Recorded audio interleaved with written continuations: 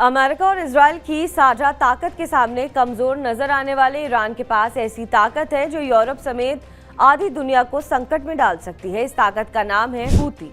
Yemen में जड़े जमा चुके इस विद्रोही गुट को ईरान प्रॉक्सी वॉर के लिए प्रयोग करता रहा है। अब एक बार फिर हूती एक्टिव हैं और 3 दिन के अंदर लाल सागर में 3 धमाके कर चुके हैं। ऐसे में सवाल उठ रहे हैं कि क्या मिडिल ईस्ट में अब प्रॉक्सी वॉर शुरू हो गया है। हूती लड़ाकों ने 3 दिन में 2 ग्रीक शिप पर हमला किया है। इसमें एक जहाज डूब चुका है। इसके अलावा लाइबेरियन ओनरशिप वाले एक जहाज में भी विस्फोटक लगातार हूतियों ने डुबो दिए हैं। यह अटैक लाल सागर में किए गए दुनिया का 12 से 15% व्यापार इसी रूट से होता है। इसी रूट को एशिया और यूरोप के बीच कनेक्शन माना जाता है। इसके अलावा अरब से यूरोप को ऊर्जा निर्यात करने का मार्ग भी यही है। यहाँ स्वेज कैनाल के जरिए ही लाल सागर और भूमध्य सागर जुड़ते हैं। लाल सागर से स्वेज कैनाल या भूमध्य सागर से एशिया जाने वाले जहाज यमन के होदैदा पोर्ट के करीब से गुजरते हैं। इन जहाजों पर हूती के लिए हमले करना आसान है। अगर ईरान के खिलाफ अमेरिका या इजराइल ने कार्रवाई की तो इस बार हूती 2 टारगेट पर एक साथ अटैक करेगा। हूती लाल सागर रूट को पूरी तरह बंद कर देगा। इसके साथ ही ईरान से मिली लॉन्ग रेंज मिसाइलों से हमले शुरू कर देगा। हूती के पास एंटी शिप बैलिस्टिक मिसाइलें हैं। लाल सागर रूट को बंद करने के लिए नेवल ड्रोन है। इसके साथ ही एंटी शिप माइंस भी लगा सकता है। हूती के पास 2500 किलोमीटर रेंज वाली बैलिस्टिक मिसाइलें भी हैं। इनसे वो इजराइल पर आसानी से हमले कर सकता है। अगर हूती ने लाल सागर रूट को बंद कर दिया तो दुनिया की शिपिंग इंडस्ट्री के सामने सबसे बड़ा संकट खड़ा हो जाएगा।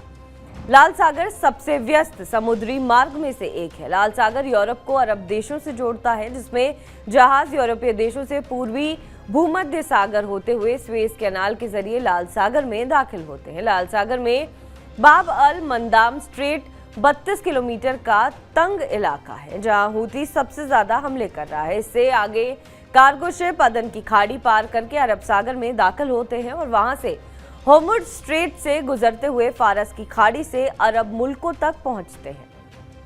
इस रूट पर 12 दिन लगते हैं और करीब 11,000 किलोमीटर का सफर तय करना पड़ता है। अगर लाल सागर रूट बंद हुआ तो जहाजों को फारस की खाड़ी से लौटते हुए होर्मुज स्ट्रेट से आगे निकलकर अरब सागर में रास्ता बदलना पड़ेगा, जहां से हिंद महासागर के पास केप ऑफ गुड होप से अफ्रीका की तरफ बढ़ना होगा। यहाँ से एक लंबा चक्कर लगाते हुए जहाज यूरोप पहुंचेंगे। इस रूट पर 21 दिन में सफर तय होगा और करीब 19,000 किलोमीटर का सफर करना पड़ेगा, जो लाल सागर के मुकाबले 9 दिन और करीब 8,000 किलोमीटर ज्यादा पड़ रहा है। हूती के इस कदम से शिपिंग इंडस्ट्री ही नहीं बल्कि यूरोप की अर्थव्यवस्था भी डूब जाएगी। हूती के हमलों के चलते जहाजों के इंश्योरेंस पहले ही महंगे हो चुके हैं।